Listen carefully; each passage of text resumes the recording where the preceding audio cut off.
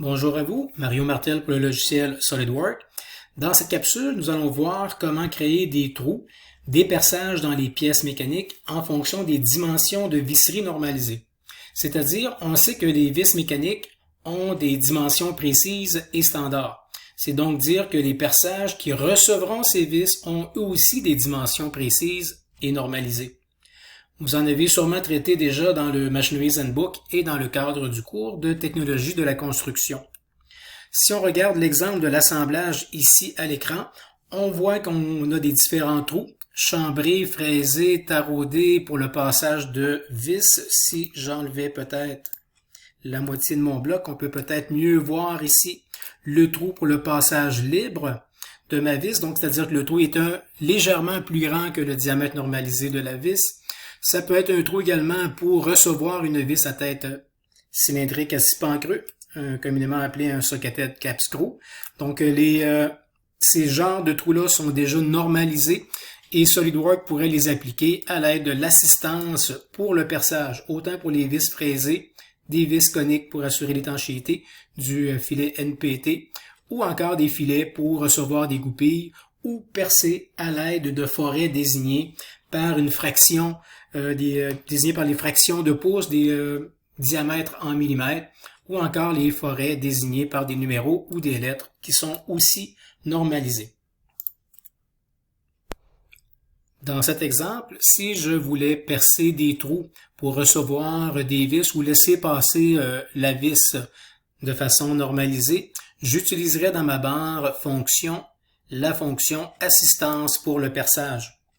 L'assistance pour le perçage, je dois, dans un premier temps, déterminer les différents paramètres qui sont dans l'onglet type et terminer par le positionnement de mes trous sur ma pièce.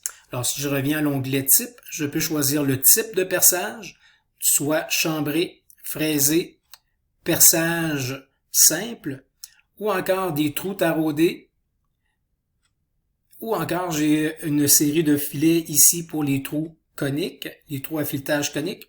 J'aurai également des rainures éventuellement. Alors si j'y allais avec un trou pour un perçage simple, je prends la troisième catégorie. J'ai plusieurs normes peut-être à choisir, mais les choix les plus courants sont la norme américaine ANSI en pouces ou en métrique, si j'allais avec un trou en pouces pour cet exemple-là. Le sorte de trou, donc on sait qu'il est en pouces, mais ça peut être pour le passage de vis, donc il va être légèrement plus grand qu'une vis normalisée. Ça peut être pour le perçage avec le forêt désigné par une lettre, par un nombre, par une fraction de pouce, tout dépendamment. Si je le laisse en passage de vis, je détermine la taille de la vis. Ça pourrait être une vis, mettons, de 1/2 pouce. Et en affichant la taille personnalisée ici, je vais voir que, de base, la norme, selon Machineries Handbook, serait de percer des trous avec un diamètre de 531 millièmes. Avec le jeu normal, il pourrait être un peu plus serré, dépendamment de la tolérance qu'on voulait y avoir. Si on le laisse avec le jeu normal, c'est ce qu'il me propose. J'ai ma condition de fin. Alors, si j'y vais à travers tout, sans actionner les options, j'ai pu régler ainsi mes paramètres. Je m'en viens dans l'onglet position et on me demande de sélectionner une surface. Je vous ne suggère pas d'utiliser l'esquisse 3D dans un premier temps. Continuez de y aller avec ce qu'on voit dans le carré jaune. Je sélectionne donc ma surface sur laquelle je vais aller mettre mon perçage. Il sait qu'il doit être perpendiculaire à cette surface plane-là. Je m'en viens le localiser. Je peux en mettre un ou plusieurs. On voit que la fonction esquisse point et à chaque point que je vais dessiner, il va à ce moment-là aller ajouter un perçage. Lorsque j'ai terminé, je peux utiliser la touche d'échappement. Je remarque également que les points sont bleus. Alors l'esquisse, elle est encore bleue. Je dois compléter vraiment pour contraindre totalement l'esquisse. Je peux utiliser des relations. Je pourrais lui dire que je vais rendre ce point-là ici concentrique. Je pourrais également utiliser des dimensions. mais avec les relations, c'est peut-être un peu plus rapide. Lui également concentrique. J'ai un point en trop. Je vais enlever le premier point ici sélectionné. Je vais donc le reprendre. Concentrique à cet arc. Et lui aussi concentrique à cet arc.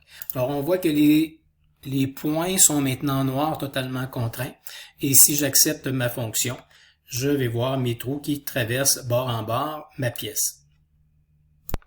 Maintenant, si nous voulions ajouter des trous de perçage sans qu'ils passent bord en bord, alors j'utilise à nouveau l'assistance pour le perçage. J'utilise encore un perçage simple avec la norme en pouces, mais à la place de passage de vis, je vais utiliser une taille de perçage. Donc la taille de perçage par un nombre. Et je sélectionne le nombre si j'utilisais un forêt de numéro 13. En affichant ici les valeurs, la taille personnalisée, je vois que le forêt numéro 13 correspond à un diamètre de 185 mm, ce qui est bien. La condition de fin, je vais la mettre borgne. Si je la mets borgne, à ce moment-là, il va pouvoir afficher la fin du trou. Il va mettre la pointe du forêt à 118 degrés. La profondeur du trou, je vais lui indiquer à ce moment-là ici une distance peut-être de 1 pouce et quart. À noter que la profondeur du trou, c'est la profondeur cylindrique effective sans la pointe à 118 degrés. Alors je m'en viens dans position, je sélectionne ma surface plane et sur cette surface, je viens mettre mes trous. Mon esquisse est encore bleue. Je peux la dimensionner avec des relations ou encore des dimensions intelligentes. Si je le mets ici à 2 pouces par rapport à mon origine qui était centrée dans toutes les directions, j'aurais pu également mettre des relations au besoin. L'idée, c'est de contraindre totalement chacun de ces trous-là. Je lui indique OK, c'est terminé. J'ai 4 trous. Ces trous-là ne traversent pas bord en bord. Si je regarde avec une vue en coupe ici, je pourrais voir que mon perçage, le diamètre effectif était d'1 pouce et quart sans la pointe à 118 degrés. Donc ça laisse vraiment des trous comme si nous avions fait de façon mécanique avec nos perçages. Et bien voilà, merci de votre écoute.